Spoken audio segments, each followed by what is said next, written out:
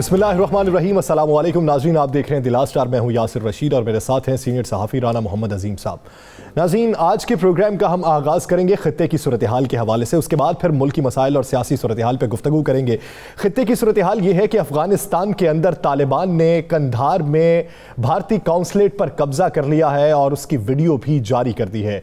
तालिबान के जो तर्जुमान है ज़बीउल्लाह मुजाहिद, उन्होंने 200 से ज़ायद अजला पर कब्जे का दावा किया है और उनका यह भी कहना है कि हालिया जो वीडियो सोशल मीडिया पर गर्दिश कर रही हैं उनका तालिबान से कोई ताल्लुक नहीं है। तालिबान सिनफी कवानीन लागू नहीं करते और ख़वातीन की बेहुरमती बर्दाश्त नहीं की जाएगी। उनका यह कहना है कि ये वीडियोज़ पुरानी हैं, दाइश के लोगों की ये वीडियोज़ हैं, इनका तालिबान से कोई ताल्लुक नहीं है। तो हालिया सूरत हाल में भारत की जानिब से जो अफगानिस्तान में सरमायाकारी थी उसका क्या बनेगा? तालिबान अगर भारतीय कौंसलेट पर कब्जा कर चुके हैं और वहां से चीन के जो लोग हैं वो भी इनखला चाह रहे हैं। अमेरिका ने अपनी पूरी अफवाज और नेटो अफवाज का इनखला मुकम्मल कर लिया है, अलामती इनखला मुकम्मल हो गया।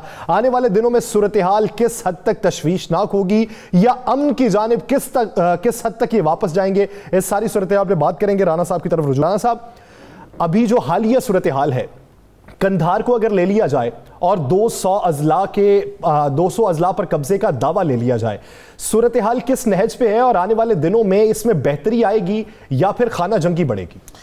बिस्मिल्लाहिर्रहमानिर्रहीम। अस्सलातु वस्सलामु अलैका या सय्यदी या रसूलल्लाह, अस्सलातु वस्सलामु अलैका या सय्यदी या हबीबल्लाह।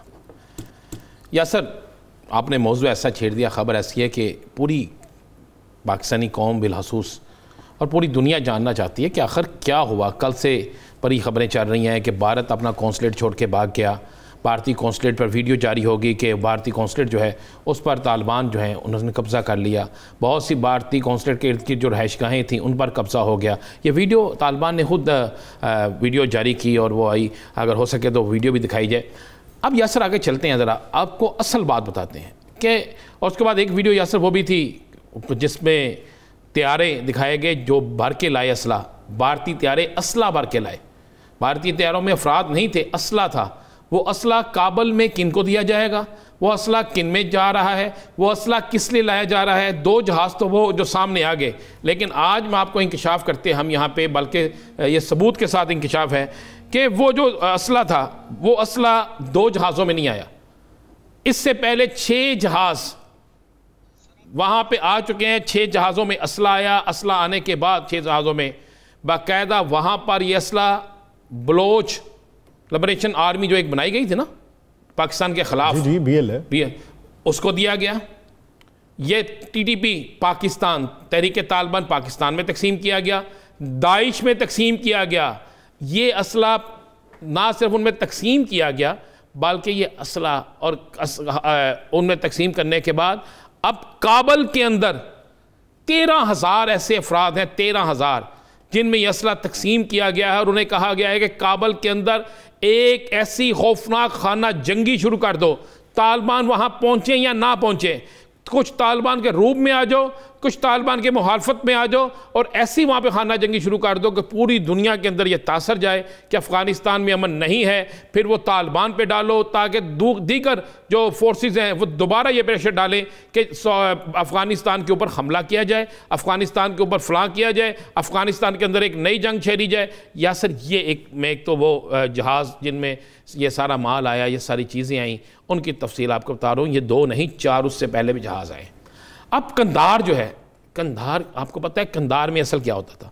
कंधार का जो कौंसलेट है इसके इर्द गिर्द जो रहायशें हैं, जब तालिबान ने वहाँ कब्ज़ा किया, कुछ वीडियोस जारी की, कुछ वीडियोस जारी नहीं की गई, तो ज़राए बताते हैं कि वहाँ पर ऐसी वीडियोस, फिल्में मिली, ऐसी चीज़ें मिली कि जो पाकिस्तान के खिलाफ ट्रेनिंग के लिए जिन्हें इस्तेमाल किया जाता था, वहाँ पर 51 ट्रेनिंग कैंप मिले कंधार में। 51 वो ये ट्रेनिंग कैंप किन के थे? ये जो आर्मी बनाई गई थी उनके थे, ये रा के थे, ये वहाँ पे TTP पाकिस्तान के थे, ये वहाँ पर दाइश के थे, ये वहाँ पर पाकिस्तान की मुखालफ क़ुव्वतें जो हैं जिन्हें पाकिस्तान के अंदर, इवन यहाँ पर कि MQM लंदन के कुछ लोग जो हैं उनकी भी बड़ी अहम सी चीज़ें मिली हैं। फिर कुछ पाकिस्तान के अंदर ऐसे लोग हैं जिनकी वहाँ पर तस्वीर मिली हैं और कुछ तस्वीर यासर इतनी खौफनाक हैं। कौंसलेट के अंदर कुछ तस्वीर ऐसी मिली कि जिनके ऊपर इस तरह कांटा लगा हुआ है, क्रॉस लगा हुआ है और उसके ऊपर वो पाकिस्तान के अहम तरीन अफराद की तस्वीरें हैं, यानी उनको टारगेट करने का किसी को कहा गया है। वो जो ज़राए कहते हैं कि जो नीचे निशान है जो दहशतगर्दी में इस्तेमाल के तौर पर इस्तेमाल होता है, उस निशान में ये नज़र आ रहा है। अब भारत को पता है कि भारत की इस वक्त अगर आप देखें कि भारत जो है इसकी अफ़गानिस्तान के अंदर अगर आप देखें 22 अरब डॉलर जो है, इसकी कम से कम 22 अरब डॉलर की इन्वेस्टमेंट है, और इस इन्वेस्टमेंट में से ज़्यादा जो इन्वेस्टमेंट है वो कंधार में थी। अब कंधार में क्या होता था जिसकी वजह से भारत को यह बड़ा खौफनाक है, कंधार में वहाँ पे 19 अरब डॉलर की इन्वेस्टमेंट की थी, सिर्फ कंधार के अंदर 19 अरब डॉलर की, और वहाँ पर बैठकर पाकिस्तान को सी पैक और बलोचिस्तान ये टारगेट थे। अब सी पैक और बलोचिस्तान टारगेट थे, और वहाँ पर बैठकर ही चाइनीज़ को निशाना बनाया भी जाता था। वहीं पर बैठकर चाइनीज़ को किस तरह टारगेट किलिंग की जानी है, गैर मुल्कियों की किस तरह की जानी है, मजहबी जमातों की किस तरह की जानी है, सी पैक को किस तरह। 19 अरब डॉलर ये थोड़ा होता है यार, ये 19 अरब डॉलर सिर्फ इस काम के लिए था। और वहाँ से ऐसे शवाहद मिले हैं कि बंदा हैरान परेशान हो जाता है।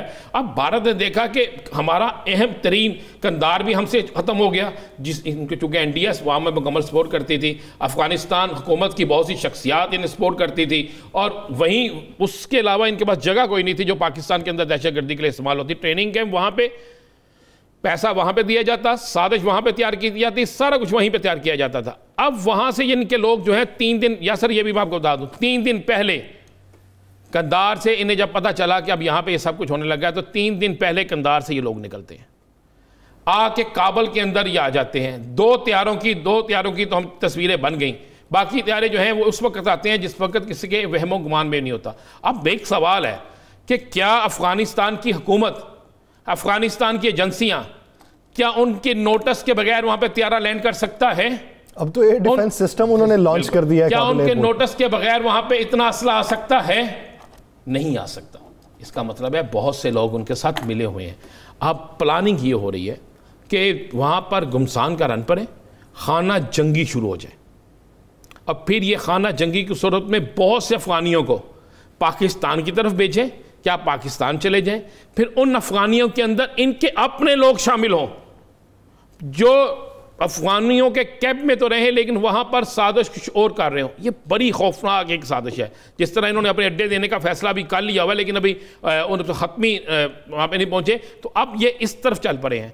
अब ये जो एक वीडियो जिसकी तालिबान ने तरदीद की है कि हमारी नहीं है, हम ऐसे नहीं है, ये दाइश की वीडियो है, सारा कुछ कर, ये सारा कुछ अब काबुल में हो रहा है। अब चूंकि काबुल पे इनको खदशा है कि तालिबान काबुल चले जाएंगे, वो काबुल पे कब्जा कर लेंगे। देखें, जो गलत करेगा उसके लिए तमाम जो कुव्वतें हैं वो काम करेंगी, लेकिन इंडिया ने जो खौफनाक खेल खेला है, इंडिया की वो चीज़ें जो सामने आई हैं कि वो किस किस को वहाँ पे ट्रेनिंग देता था, कितना पैसे इन्वेस्ट करता था, कंधार के अंदर क्या होता था, और अब ये जो असले के जहाज़ नज़र आ गए हैं, अब ये असला ज़हन में रखिएगा अफ़गानिस्तान को नहीं दिया जा रहा। आप डॉक्यूमेंट्स निकाल के देख लें, मैं चैलेंज से कह रहा हूँ, और ये चलाया भी भारतीय मीडिया ने है, ये सबसे पहले भारतीय मीडिया में है ना। अब तमाम चीज़ें निकाल के देख लें, जब आप किसी मुल्क को असला भेजते हैं तो उस असले के लिए भेजने के लिए कुछ चीज़ें होती हैं, कोई रूल्स होते हैं, कोई डॉक्यूमेंट्स होते हैं, कोई मामला होते हैं, फिर वो असला कहाँ कहाँ जाता है ये उसकी आर्मी के हवाले नहीं किया गया, बल्कि ये असला जो लेकर गए हैं वो वहाँ पर जो कौंसलेट के लोग हैं, इनके एम्बेसी के जो लोग हैं वो लेके गए हैं, और कुछ वहाँ पे जो वर्दियों में लोग थे वो लेके गए हैं। अब बड़ी खौफनाक साजिश भारत की काबुल के अंदर खाना जंगी की है, उस सिलसिले में उन्होंने बेहतरीन तैयारी की हुई है। बहुत से जो है ऐसे अफराद जिनको वो तालिबान साबित करेंगे, ऐसे अफराद जिनको वो पाकिस्तान के मुस्लिम लोगों से तशबीह देंगे, ऐसे अफराद जिनको वो कहेंगे ये लोग जो हैं ये पाकिस्तान की तरफ से आएँ। ये पूरी एक प्लानिंग की गई है। प्लानिंग के बाद वहाँ पे शहरियों का कत्लेआम किया जाएगा।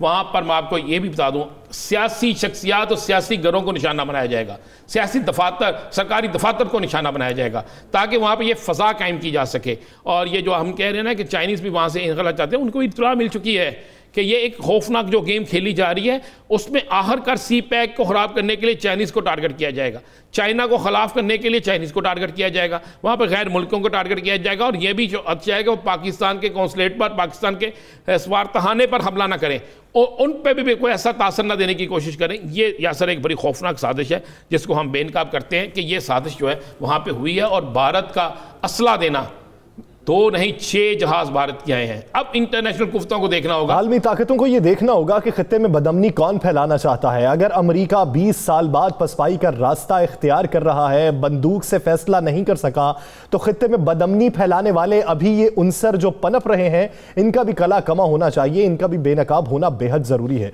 नाज़रीन, आगे बढ़ेंगे और मुल्क की सियासी सूरत हाल पर बात है। आज़ाद कश्मीर इलेक्शन की कैंपेन जारी है। मरियम नवाज साहिबा ने गुज़श्ता दिनों की तरह फिर हदफ तनकीद जो बनाया वो पाकिस्तान तहरीक इंसाफ की हुकूमत को बनाया। वज़ीर आज़म इमरान खान पे कश्मीर का सौदा करने का इल्ज़ाम लगाया। उनकी तकरीर का कुछ हिस्सा मुलाहिज़ा करते हैं, फिर गुफ्तगू को आगे बढ़ाएंगे। इमरान खान जैसे कश्मीर फरोश बुज़दिल इंसान का जो कश्मीर का मुकदमा हार कर आ गया, उसका काम है सिर्फ तोड़ना, और वो अब कश्मीर पर नजर लगाकर बैठा हुआ है।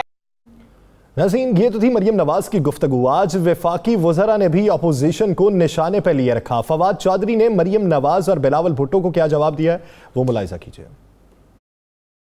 मरियम बीबी वहाँ पर जो कैंपेन कर रही हैं, आप देख रहे हैं, उनके पास भी कोई पॉलिसी नहीं है, उनको कश्मीर की तारीख का इल्म नहीं है। PMLN भी इलेक्शन में एक धांधली का वावेला मचाना अभी से शुरू हो गई है, क्योंकि उनको मालूम है उनकी सियासी पोजीशन जो है वो तकरीबन ना होने के बराबर है। और बड़ी जल्दी आप भी देखेंगे कि मरियम नवाज भी इलेक्शन कैंपेन से राह फरार इख्तियार करेंगी। राना साहब, मरियम नवाज ने यह कहा है कि वज़ीर आज़म अगर आज़ाद कश्मीर आए तो अपना नामा अमाल अपने हाथ में लेके आए। दूसरा, उनका यह कहना था कि आने की कुछ ज़रूरत नहीं है, यहाँ पे आपकी पॉपुलैरिटी नहीं है, पाकिस्तान मुस्लिम लीग नून को लोग चूज़ कर चुके हैं। तो क्या नून लीग के दौरे हुकूमत में भारत के साथ हमारे टर्म ऐसे ही थे जैसे मौजूदा हुकूमत में? यार, बड़ी अच्छी बात की यासर। मैं ये चाहता था कि आप इस टॉपिक को लेकर आएँ और हम इस पर बात ज़रूर करें। मैं चाहूँगा ज़रा वो वीडियो चला दें जो मियाँ नवाज शरीफ साहब ने जब वज़ीर आज़म पाकिस्तान थे, जब उनकी हुकूमत थी, और उसके बाद जब हुकूमत नहीं भी रही, उन दिनों में भी वो लाहौर में एक सेमिनार से खिताब कर रहे थे। क्योंकि कैमरा की मजबूरी की वजह से हम इनकी वो चीज़ें नहीं दिखा सकते, लेकिन मैं बताता हूँ ये हर बहरफ। मियाँ नवाज शरीफ साहब इस तकरीब में फरमाते हैं कि जनाब ये सिर्फ 2 सरहदें हैं, लाइनें लग गई हैं और कुछ नहीं है। हम भी वही खाते हैं जो वो खाते हैं, हम भी वही बोलते हैं जो वो बोलते हैं। ये कह रहे हैं वो लाइनें, ये हमारी नज़रियाती सरहदें हैं, वो सरहदें हैं जिसके लिए हज़ारों बहनों ने अपनी इस्तें पमाल करवाई, हज़ारों नौजवानों ने खून का नजराना पेश किया, कई माओं के जो हैं घरों के चिराग जो थे नौजवान वो बुझ गए। पता कितने हज़ार मुसलमान शहीद हुए, फिर जाके ये नज़रियाती एक लाइन लगी जिसे कोई तोड़ नहीं सकता। तो हमारे साबिक़ वज़ीर आज़म साहब फरमा रहे हैं कि जनाब ये बस एक लाइन है। आप बहुत बड़ा कह रहे हैं, आप भी आलू गोश्त पसंद करते हैं, मैं भी आलू गोश्त पसंद करता हूँ। फिर वो कह रहे हैं जनाब कि वाजपेयी ने मुझे कहा कि कारगिल में आपने ज़्यादती की, हमारी पीठ में छुरा घोंपा। मैंने कहा बिल्कुल जी, आपकी पीठ में छुरा घोंपा है, आप दुरुस्त कह रहे हैं। भाई ये मैं नहीं कह रहा, उनका ये भी कहना था मैं आपकी जगह होता तो मैं भी यही करता। उसके बाद जनाब मुझे है ना, ये नरेंद्र मोदी साहब जो ज़ालिम तरीन है, जिनके मतलब सब कहते हैं, और मेरी बहन मरियम साहिबा ने कहा कि इमरान खान, मैं इमरान खान की वकालत नहीं कर रहा, लेकिन मैं कुछ तल्ख़ हक़ाइक़ दिखाना चाहता हूँ कि वो अगर आप शॉर्ट सुना दें कि जो इमरान खान साहब को क्या तुम कश्मीर का सौदा कर दिया है, तुमने ऐसा कर दिया है, ये इन्होंने कहा। तो ज़रा वाजपेयी, ये जो नरेंद्र मोदी है, ये किसकी शादी में आए थे? ये अच्छा, वो इसका क्या मंतिक के साथ इसका बयान देती हैं कि जब हमारी हुकूमत थी तो ये हमारी चौखट पे आया करते थे, अब आपका ये फ़ोन नहीं उठाते। बात यह है कि जब इनकी हुकूमत थी तो क्या कश्मीर में जुल्म तशद्दुद बंद हो गया था? क्या भारत के अंदर मुसलमानों के खून से होली खेलना बंद हो गई थी?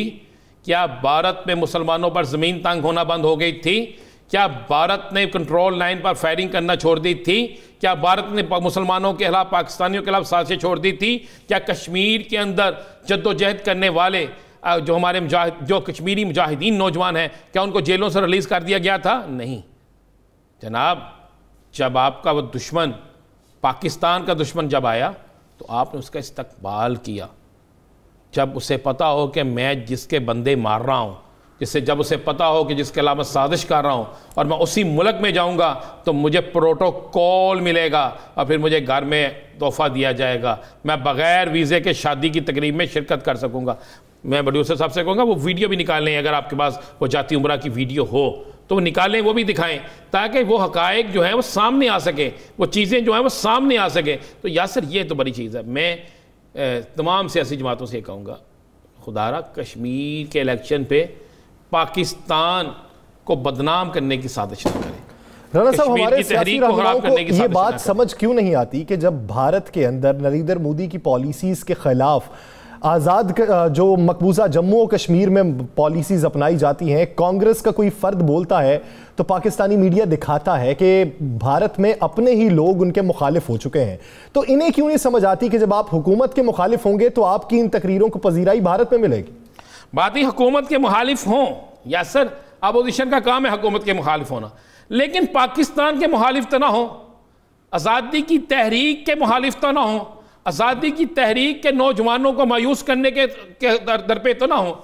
भाई आप बात करें जाके इलेक्शन में कि हमारी हुकूमत ही, हमने बड़ा अच्छा काम किया, ये काम है, हुकूमत ने अच्छा काम, दूसरी हुकूमत ने अच्छा काम नहीं किया, ये करें। ये सियासत आपकी तनकीद करनी बनती है, लेकिन जब वहाँ जाकर आप अपने माजी को भूल जाएंगे कि आपके तकरीरें करते थे, किसने किसको क्या कहा, किसने किसको कहाँ बुलाया, कौन मरी में किससे मिला, कौन लाहौर में किसकी शादी में आया, तो उसके बाद आप ये कहें, फिर आप ये भी कहें कि ये लकीर जो हज़ारों खूनों की खून देने के बाद हासिल की गई, जो एक पाकिस्तान की नज़रियाती सरहदें हैं, ये जो कोई नहीं तोड़ सकता, आप उसकी आम सी लकीरें हैं। ये मैं नहीं कह रहा, इनकी तकरीर अगर आज पाबंदी ना होती कुछ पैमरा की तरफ से तो हम पूरी वो तकरीर सुनाते, लेकिन जो मैं बोल रहा हूँ वो लफ्ज़ पर लफ्ज़ वही है जो हज़रत मौलाना मियाँ मोहम्मद नवाज शरीफ साहब ने जो कहा था, ये वही है यासर साहब। तो मैं आपको एक क्लियर बात बता दूँ, इस बार पाकिस्तान के अहमदारे बड़े नाराज़ हैं। आज तो कुछ लोगों ने कहा ना जी कि मरीम साहब का लहजा बड़ा अच्छा था, फ़ौजियों को देकर सलूट किया, करना बनता, सबका सलूट करना बनता भाई। वो फ़ौजी हैं जो अपनी जानों का नजराना पेश करते हैं, वो फ़ौजी हैं जिनकी वजह से हम रात को सुख की नींद सोते हैं, जिनकी वजह से हम आज़ाद मुल्क में बैठे हुए हैं। तो आपने अगर उनको सलूट किया या उन्होंने आपको सलूट किया तो उन्होंने आपको सलूट बतौर पाकिस्तानी किया है, लेकिन आप क्या उनके साथ खेल खेलना जा रहे हैं? आप सब, कोई भी सियासतदान हो, सबको कह रहा हूँ कि पाकिस्तान की सियासत में पाकिस्तान के खिलाफ ना जाएं, एक दूसरे के खिलाफ जो बात करनी है करें। पाकिस्तान पहले है, पाकिस्तानियत पहले है, आपकी सियासत बाद में होगी। सियासी इल्ज़ामात लगाइए, एक दूसरे को हदफे तनकीद भी बना, लेकिन ये देखिए कि आपकी कौमी पॉलिसी क्या है और क्या आपके वतन पे कोई हर्फ तो नहीं आएगा। नाज़रीन, दीगर इश्यूज़ पे बात करेंगे एक शॉर्ट ब्रेक के बाद। Stay with us.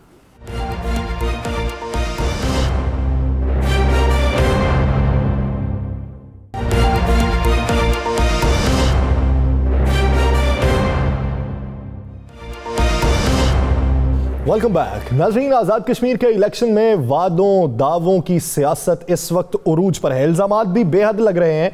Kashmir election के हवाले से पाकिस्तान मुस्लिम लीग नून ने PTI को हदफे तनकीद बनाया है, लेकिन ये बात समझ से बालातर है कि गुज़श्ता 5 सालों में पाकिस्तान मुस्लिम लीग नून की हुकूमत आज़ाद कश्मीर में रही, तो अमालनामा कौन सा चाहिए जिसे लेकर वज़ीर आज़म इमरान खान ने आज़ाद कश्मीर में जाना है, जिसकी डिमांड की जा रही है।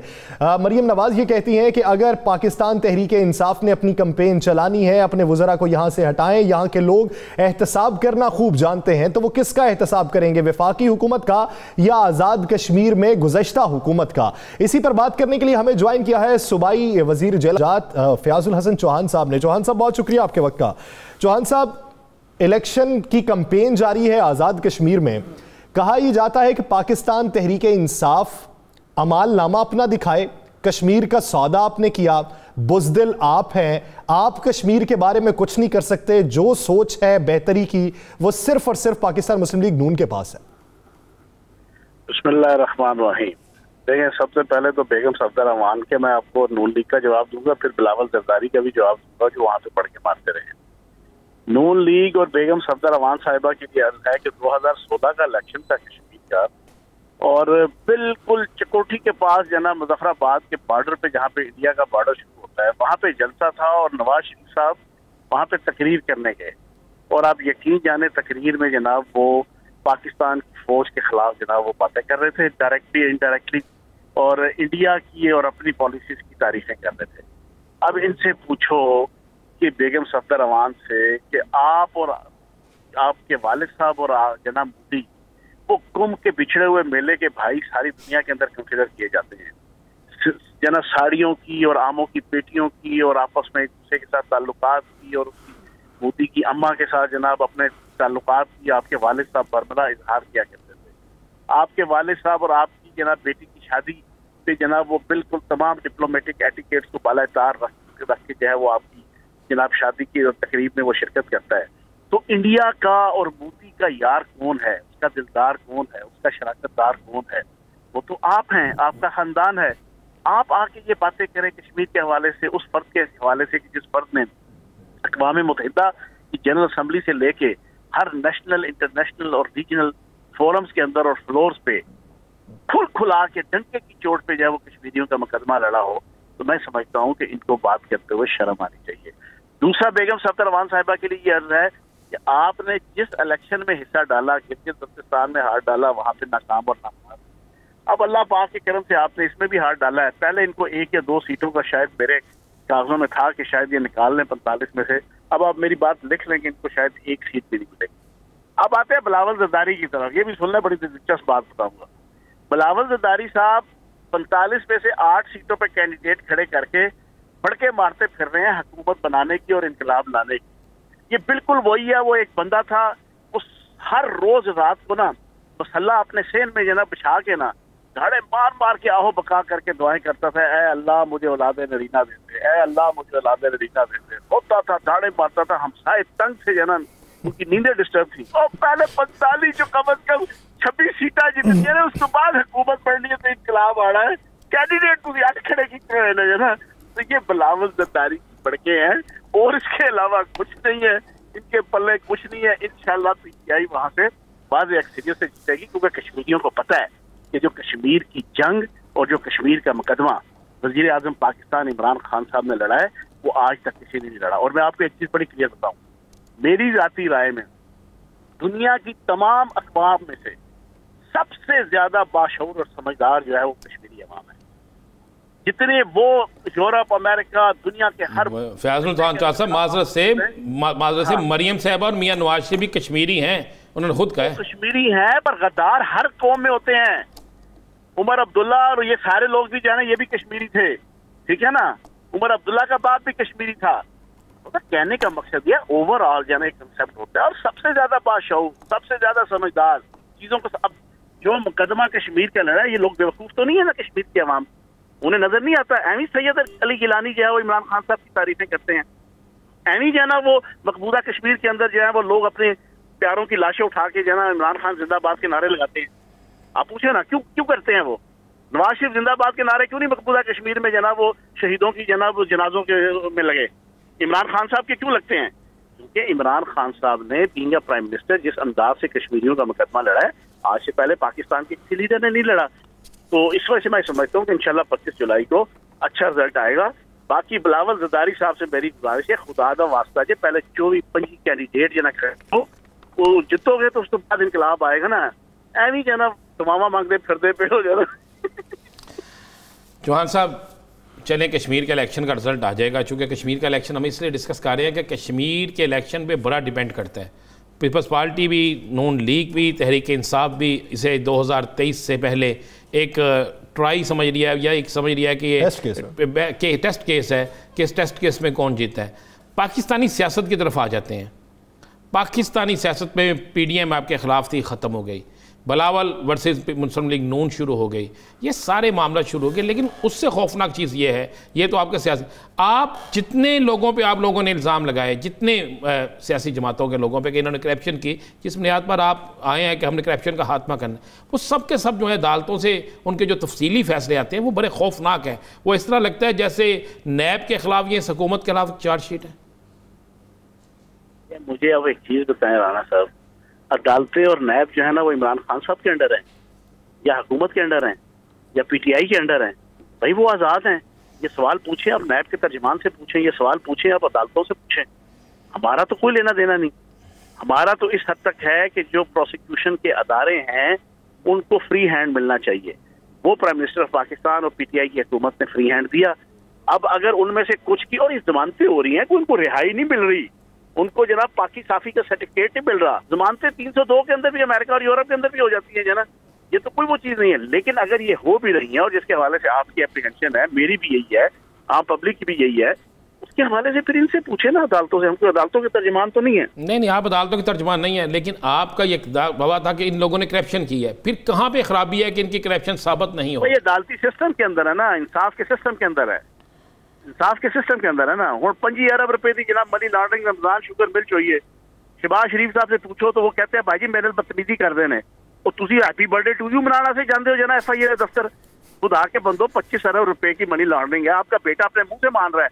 मुझे नहीं पता जी, पता नहीं कौन जो है ना वो मेरे अकाउंट में जाना ये अरबों रुपए डाल जाता है ना।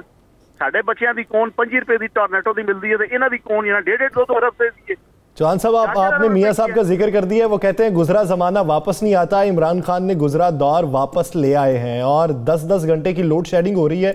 इजाफी बिजली थी तो लोड शेडिंग क्यों है? एक घर नहीं आपने बनाया, 50 लाख घरों की आपने बात की, एक नौकरी नहीं आपने दी, नौकरियां तो लोगों से छीन ली। मसला ये है कि इन्होंने अपने दौर के अंदर पीपल्स पार्टी और मुस्लिम लीग नून ने अरबों रुपए की कमीशनें खा के और अपने जाती भी बिजली घर बना दिए, अपने पार्टनर्स के भी बना दिए, अपने दोस्तों के भी बना दिए, अपने दोस्तों को भी बना दिए। लेकिन उस बिजली की ट्रांसमिशन, जो महंगी तरीन बिजली ये बनाते हैं और खाते हैं ये पैसा फोन का, उसकी ट्रांसमिशन के लिए 4 आने नहीं लगाए, ना आपकी ट्रांसमिशन लाइंस के ऊपर, ना फीडर्स के ऊपर, ना कंडक्टर्स के ऊपर, ना ट्रांसफार्मर्स के ऊपर, ना आपके पूरे सिस्टम के ऊपर।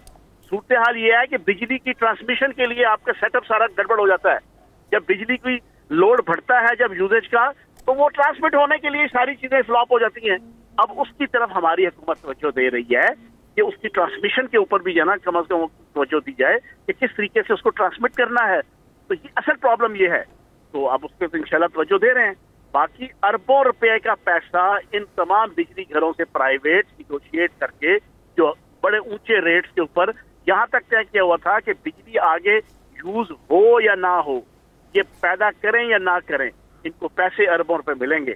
ये लूट मार थी इनके दौर के अंदर जो खत्म की गई, उनसे नए सिरे से माहिदे किए गए, अरबों रुपया पाकिस्तान की इकॉनमी का बचाया, और अब बिजली की ट्रांसमिशन को बेहतर करने के लिए भी सारा सिस्टम इंशाल्लाह बना रहे हैं। चौहान साहब, कोई ईद से पहले लॉकडाउन के हवाले से कोई पॉलिसी आपकी हुकूमत की, लॉकडाउन करने जा रहे हैं, नहीं करने जा रहे हैं? कोशिश तो यही है कि चीजें ना हो। प्राइम मिनिस्टर साहब भी, असद उमर साहब भी, NCOC भी, सारे यही समझा रहे हैं कि एहतियात करें, अवाम मास्क पहने और बहुत ज्यादा फंक्शन मिक्सअप होने की चीजें ना करें, तो अल्लाह पाक करम करेगा। जना पहले भी लॉकडाउन मुकम्मल तो खैर नहीं लगेगा, ये तो बड़ी क्लियर कट पॉलिसी है।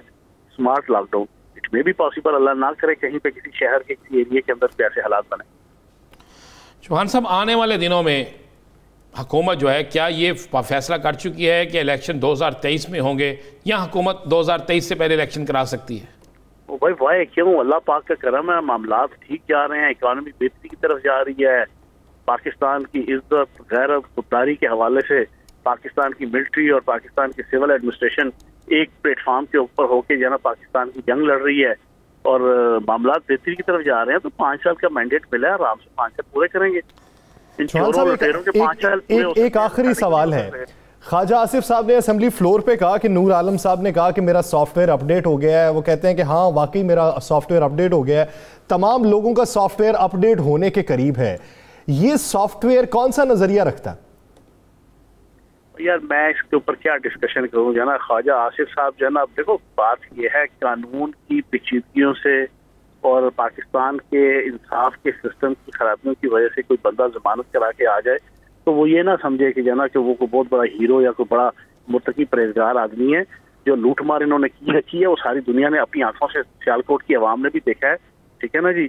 और बाकी यहाँ तक मैंने 2014 के अंदर मैंने ये चीज ब्रेक की थी कि एक जनरल कंपनी थी जना इनका बिजली बनाने वाली, उसके अंदर इनकी पार्टनरशिप थी जनाब, इनकी अपनी पार्टनरशिप थी और ये उस वक्त वजीर बिजली थे। वजीर बिजली का अपना जनाब प्राइवेट जनाब बिजली घर जनाब, उसके अंदर जनाब पार्टनरशिप। बाद में फिर उन्होंने वो बैकआउट किया जब मैंने पहली दफा जनाब 2014 में ये चीज डिस्क्लोज की थी एक चैनल में। वो इस तरह की लूट मार ये करते रहे हैं। अब कानून की पेचीदगियों और कानून का सिस्टम के गड़बड़ होने की वजह से जमानतों पर बाहर आ जाते हैं, तो ये अपने आप को बड़े साधु जनाब बनाने की कोशिश करते हैं।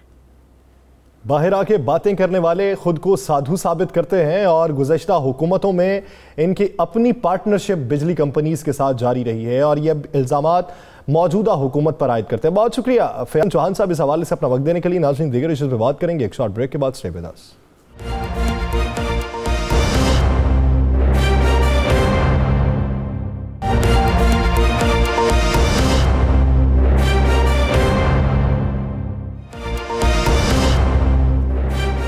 Welcome back. नाज़रीन, आज़ाद कश्मीर के इलेक्शन की कैंपेन में इलेक्शन चोरी के हवाले से जो वावेला किया जा रहा है उसमें किस हद तक सदाकत है? क्या ये एक सियासी बयान है या फिर वाकई इसमें कुछ हकायक नज़र आते हैं? जैसा कि मरीम नवाज़ ने कहा कि वज़रा रंगे हाथों पकड़े जाते हैं लेकिन वहाँ पर एक्शन लेने वाला कोई नहीं है, और दूसरी जानिब पाकिस्तान तहरीक इंसाफ ये कहती है कि सीटें कम हैं और इन्हें अपनी हार अभी से नज़र आ रही है, इसलिए ये चोरी का वावेला कर रहे हैं। तो हकायक क्या हैं? आने वाले दिनों में अभी तक की जो कैंपेन है उसका असर क्या निकलेगा? इसी पर रुजू करते हैं राणा साहब की तरफ। राणा साहब, कश्मीर का इलेक्शन अभी तक ज़मीनी हकायक देखे जाएं तो पोजीशन किसकी मजबूत है, और इलेक्शन चोरी का जो इल्ज़ाम लग रहा है उसमें किस हद तक सदाकत है? देखें यासर, एक तो ज़हन में रखिएगा, कश्मीर के इलेक्शन में इस दफ़ा इलेक्शन चोरी नहीं होंगे। पाकिस्तान के अहम तरीन अदारों ने वाज़े तौर पर यह रिपोर्ट्स बना के दे दी हैं, कह दिया है कि कश्मीर के इलेक्शन में कोई ऐसा काम ना किया जाए, ना कोई ऐसा काम होगा कि जिससे आज़ादी कश्मीर की तहरीक को नुकसान पहुँचे, जिससे कश्मीर जो पाकिस्तान जिस मसले पे सबसे ज़्यादा बोलता है उसको दागदार किया जाए। ज़हन में रखिएगा, ये भी लिखा कह दिया गया है कि अगर इस कश्मीर में, आज़ाद कश्मीर में इलेक्शन के हवाले से कुछ शक व शुबहात आते हैं सामने, कोई शोर मचता है, तो उससे आज़ादी मकबूजा कश्मीर के अंदर आज़ादी की तहरीक जो है उसको नुकसान पहुँचता है। सही, उस पर शोर मचता है और बहुत से लोगों के जो हैं उससे जज्बात मजरू होते हैं। तो एक तो आपको क्लियर कर दूँ यार सर कि आज़ाद कश्मीर के इलेक्शन चोरी करने की जो बात की जा रही है ये सिर्फ दावे हैं। माजी में बहुत दफ़ा आज़ाद कश्मीर के इलेक्शन चोरी हुए हैं, बेइंतहा, बल्कि हर दफ़ा ही हुए हैं। इस दफ़ा आज़ाद कश्मीर के इलेक्शन जो हैं वो चोरी नहीं होंगे। और दूसरी बात मैं आपको ये भी बता दूँ, आज़ाद कश्मीर में पहली दफ़ा बड़ा मज़ेदार रिजल्ट आएगा। चले मैं आपको एक ख़बर ब्रेक कर दूँ, ये मैं ज़मीनी हक़ाइक़ बयान कर रहा हूँ। आज़ाद कश्मीर में जो जिस शख्स एक मुस्लिम कॉन्फ्रेंस की जो 5 से 6 सीटें होंगी या 4 से 6 सीटें, वो किसी की भी हुकूमत बनाने में अहम किरदार अदा करेंगी।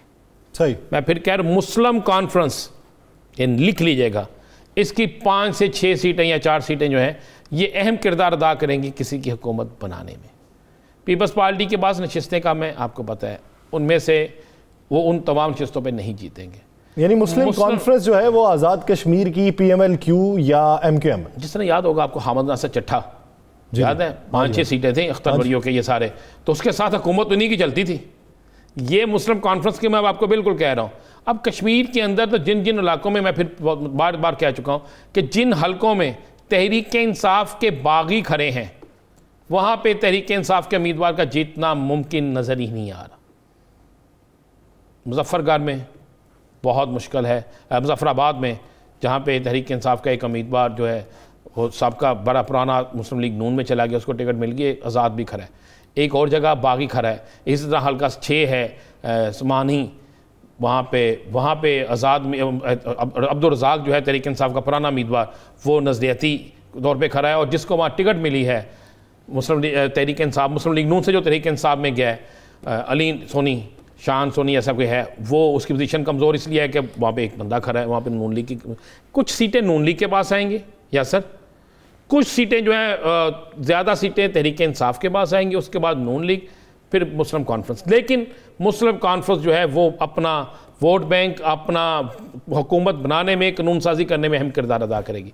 अब इसी हवाले से आप ज़हन में रखिएगा कि जो पाकिस्तान के अंदर महाजरीन की नशिस्तें हैं, इसमें एक 2 नशिस्तें, एक सियालकोट शकरगढ़ की भी आती है, एक लाहौर की भी आती है। लाहौर वाली तो वो जीत जाएगी, तहरीक इंसाफ का जो उम्मीदवार है गुलाम मोहिउद्दीन दीवान, वो नून लीग के दौर में जीत गए थे, मतलब उनके इतना हम अभी जीत जाएंगे। अब शकरगढ़ नारोवाल इस साइड पे आप ज़हन में रखिएगा, दानियाल अजीज़, एहसन इकबाल, उसके बाद ख्वाजा आसफ़, ये वो लोग हैं जो वहाँ पे बड़े मुतहर्रक हैं। गुलाम दस्तगीर गुजरांवाला में।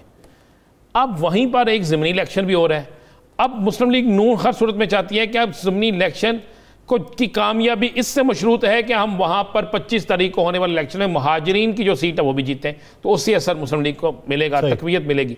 तो ये सारा एक सिनेरियो बनना है, वहाँ पे महरूत हुकूमत बननी है, मांगे तांगे की हुकूमत बननी है, एक मुकम्मल जो आप कहते हैं ना वो नहीं मिलना। और मैं आपको बता दूं कि इलेक्शन चोरी वाला मामला ख़त्म हो गया है। मैं ये आपको ज़िम्मेदारी से कह रहा हूँ कि बड़ी ज़िम्मेदारी से कह रहा हूँ कि अहम तरीन अदारे किसी सूरत में भी इस पर उन्होंने वाज़ेह मौक़िफ़ रखा, किसी सूरत में ये नहीं होने देंगे। और यहाँ पे देखें जो इलेक्शन में होता है ना थोड़ा बहुत कि जनाब यहाँ पे वज़ीर चले गए या फ़लाँ चले गए, भाई वज़ीरों ने जाके वोट तो नहीं डालना। अब मरियम साहब के जलसे में कल नोट निछावर नहीं किए गए, क्या वहाँ पे नोट फेंके नहीं गए, क्या उम्मीदवार नोट नहीं लेके जा रहे? सब कुछ हो रहा है, उम्मीदवार लगा रहे। वज़रा के कहने पे अगर वोट मिलते होते तो पंजाब या वफाक के उसमें KPK के अंदर और सिंध में ज़मीनी इलेक्शन ये हारते, ये नहीं हार सकते थे। ये अब आवाम बड़ी मेच्योर हो चुकी है। वज़रा के कहने पे अगर किसी जगह 5 लाख वो दिखा रहे हैं या 1 लाख दिखा रहे हैं तो उससे 92,000 वोट है, किसी जगह 1 लाख वोट है, उसमें 2,000 3,000 या 1,000 का तो फ़र्क पड़ सकता है, सारा वोट एक तरफ नहीं होता। अब ये पॉलिसी हम देखें, मुस्लिम लीग नून को तकलीफ ये है कि 5 साल वो वहाँ पर हुकूमत करी थी। आपने बड़ी अच्छी बात की थी कि जो 5 साल उन्होंने वहाँ हुकूमत किया, जवाब उसको उनको देना चाहिए। वो मांग रहे हैं तहरीक इंसाफ से, भाई कश्मीर का इलेक्शन है ना, तहरीक इंसाफ से जवाब मांगे हैं पाकिस्तान के अंदर के इलेक्शन का, यहाँ के इलेक्शन का, वहाँ के इलेक्शन का किस तरह आप जवाब मांग सकते हैं? तो इलेक्शन चोरी नहीं हो रहे जी, या सर जो असल बात है इलेक्शन चोरी नहीं हो रहे। पाकिस्तान के अहम दायरे जो हैं वो किसी सूरत में नहीं चाहते कि कश्मीर के इलेक्शन मुतनाज़ा हों, किसी सूरत में नहीं चाहते कि कश्मीर के इलेक्शन की वजह से पूरी दुनिया के अंदर कश्मीर, खास कश्मीर का मामला है ना, पाकिस्तान की जगह हंसाई हो और कश्मीर की वो तहरीक जो मकबूजा कश्मीर में है वो इन इलेक्शंस के साथ इस हुकूमत के साथ बड़ी जुड़ी होती है, बड़े करीबी रिश्ते होते हैं, बड़े तल्लुकात होते हैं, वहाँ पे बड़ा असर पहुँचता है। तो वो कभी नहीं चाहेंगे ये ऐसा मामला। सही, कभी नहीं चाहेंगे। आगे बढ़ते हैं, बात कर लेते हैं। नाज़रीन, हमने कुछ अर्सा पहले ये कहा था कि जब बजट पेश किया जाएगा तो बजट के बाद बड़े पैमाने पर तकर्रो तबादले भी हो सकते हैं, वज़रा के चेहरे भी तब्दील हो सकते हैं, उसकी एक लहर चलेगी। तो इब्तदाई लहर का आगाज़ हो चुका है। पंजाब में बड़े पैमाने पर ब्यूरोक्रेसी में तकर्रो तबादले हुए हैं, उसकी तफसीलात क्या हैं? जो वज़रा की सतह पर तकर्रो तबादले थे वो शायद अभी आज़ाद कश्मीर के इलेक्शन की वजह से अभी कुछ डिले पे हैं। हो सकता है कि आने वाले दिनों में कुछ बड़े नाम तब्दील हो जाए और हो सकता है कि वर्क कुछ ऐसा हो गया हो कि आने वाले दिनों में वो नाम तब्दील ना हो। लेकिन ब्यूरोक्रेसी में किस किस का तबादला हुआ, कहाँ पर हुआ, कौन नया आया? राना साहब की तरफ बढ़ते हैं। राना साहब, पंजाब की ब्यूरोक्रेसी बड़े पैमाने पर तबादले हुए हैं या छोटे पैमाने? बड़े पैमाने पर तबादले नहीं। यहाँ याद करें, हमने कहा था कि ये बजट गुजरने दें तो एक बहुत बड़ी लहर चल रही है तबादलों की, और सरकारी शख्सियात की, बड़ी अहम शख्सियात जो उनके तबादले होंगे। किसी को क्यों तब्दील किया गया है उसकी वजूहत बड़ी क्लियर है। अगर एक शख्स पंजाब हुकूमत गिला करती है या पंजाब की ब्यूरोक्रेसी के बड़े गिला करते हैं कि हम इनसे मुतमिन नहीं है तो उनको तब्दील कर दिया जाता है। फिर उसके बाद उनको वफाक में भेज दिया जाता है, वफाक समझता है कि हमारे मुताबिक ये काम करेंगे तो उनको रख लिया जाता है। मेरे पास जो आज तबादले हुए इसमें देखें, चूँकि ये भी कहा जा रहा है कि आज वज़ीर-ए-आज़म पाकिस्तान ने जो एक मीटिंग ली जिसमें वज़ीर आला पंजाब भी शामिल था, ऑनलाइन जो इन कैमरा मीटिंग थी, बल्कि इन कैमरा नहीं कह सकते, ऑनलाइन मीटिंग थी। उन्होंने लाहौर भी आना था, मौसम की खराबी की वजह नहीं आ सके, उस पर बड़ी कुछ चीज़ें उनके सामने आई, कुछ रिपोर्ट्स थी। तो इसमें जो तकर्रर तबादले, additional chief secretary home Mohammad Ali Agha, सही बड़े अच्छे आदमी है, इनको तब्दील कर दिया गया, इनकी खिदमत जो वफाक के सपुर्द कर दी गई हैं। आप हो सकता है इन्हें वफाक भी अच्छा उहदा मिल जाए। सेक्रेटरी हाउसिंग ज़फ़रुल्लाह को तब्दील कर दिया गया। Secretary special health care barrister Nabeel Awan, इनको भी तब्दील कर दिया गया है। शाहिद जमान को सेक्रेटरी जंगलात लगा दिया गया है।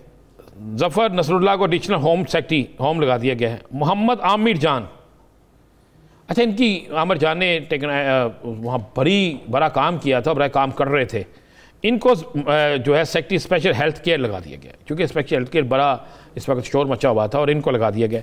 सेक्रेटरी जंगलात जवेद इकबाल बुहारी को भी तब्दील कर दिया गया और मेरी इत्तला है बनाओ जवेद इकबाल बुहारी को OSD बना दिया। मेरी इत्तला है कि आने वाले चंद घंटों में, चंद दिनों में मज़ीद तबादले होंगे। अब तबादले जो है तो मैंने आपको बड़ी क्लियर कहा है कि ये रूटीन तबादले नहीं है। अगर आप ये कहें कि ये रूटीन के तबादले हैं, ये रूटीन के तबादले नहीं हैं यासर, ये तबादले बड़े अहम तबादले हैं। क्या ये तबादले पंजाब हुकूमत की किसी शिकायत पर किए गए हैं? क्या ये तबादले चीफ सेक्रेटरी होम सेक्रेटरी किसी के की शिकायत पर किए गए हैं? क्या ये तबादले किसी रिपोर्ट्स की रोशनी में किए गए हैं? तो ये चीज़ें चंद दिनों में सामने आ जाएंगी। लेकिन हमने कहा था, मेरे सोर्स ये कह रहे हैं कि इन तबादलों के बाद एक और रेला आएगा तबादलों का, उसमें कुछ पुलिस के अफसरान भी शामिल हो सकते हैं, ये मैं आपको बिल्कुल कह रहा हूँ। और उसके बाद ज़रा कश्मीर का इलेक्शन गुजरने दें। देखें बजट सारे पास हो गए हैं, हालात मामूल पे आना शुरू हो गए हैं, तो इस वक्त में कुछ तबादले और कुछ रेला तबादलों का ये बड़ा किसी और तरफ इशारा कर रहा है कि हुकूमत ने कमर कस ली है। हुकूमत के पास कुछ रिपोर्ट्स थी, उनकी रोशनी में ये सारा कुछ हो रहा। आप ज़हन में रखिए ना, स्पेशल सेक्रेटरी हेल्थ केयर इनको तब्दील क्यों किया गया इस वक्त में जब कोरोना की चौथी लहर है? तो फिर उसके बाद मोमन आगा साहब, तो राणा साहब अगर बड़े एक्टिव आदमी थे, उनके क्या वज़रा के तबादले होंगे? कोई बड़ा नाम तब्दील होगा या वो किस्सा अब तमाम हो चुका?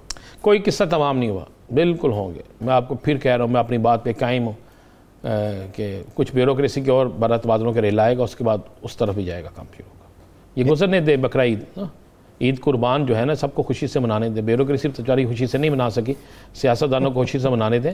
तो बकरा ईद के बाद वो जो होता है ना गम का महीना, वो मुहर्रम का है। चले आगे बढ़ते हैं और बात कर लेते हैं मुस्बत इशारिये के हवाले से। पाकिस्तान में जो मईशत है वो बेहतरी की जानिब गामजन है, और ये मुस्बत इशारियों के हवाले से रिपोर्ट्स जो डेली बेसिस की बुनियाद पे या माहाना मुरतब हो रही हैं, हुकूमत को नवीद क्या सुनाई गई? हुकूमत मुतमईन किस चीज़ पर है? हुकूमत को आने वाले दिनों में किस हद तक उम्मीद है कि वो इसी मुस्बत अशारिये के बिना पर अपनी आइंदा इंतखाबी कैंपेन में भी जाएंगे और आने वाले दिनों में मुआशी जो इस्तेहकाम है वो मज़ीद लाया जाएगा? राना साहब, 2022 के हवाले से हुकूमत के टारगेट क्या हैं और उस हवाले से अब तक अचीवमेंट क्या है? देखिए यार सर, जो मैं बात बताने लगा हूँ, ये हुकूमती वज़रा तो इसको तस्लीम नहीं करेंगे, क्योंकि वो अभी तस्लीम नहीं करेंगे, लेकिन आने वाले वक्त में आपको नज़र आ जाएगा। मेरे पास ये है इतला है कि हुकूमत के अंदर एक बहुत बड़ा सीनियर्स लोगों का ग्रुप है जो अब बहुत मुतमिन बैठा हुआ है।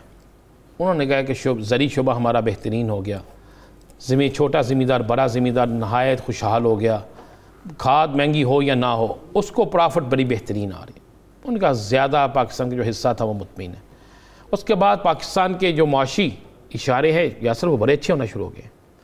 अब फैसला ये हो रहा है कि अगर 2022 तक, ये 2022 का मैं आखिरी कह रहा हूँ, एंड जो है नवंबर दिसंबर, वहाँ तक इनके ये माशी इशारे मज़ीद बेहतर हो गए।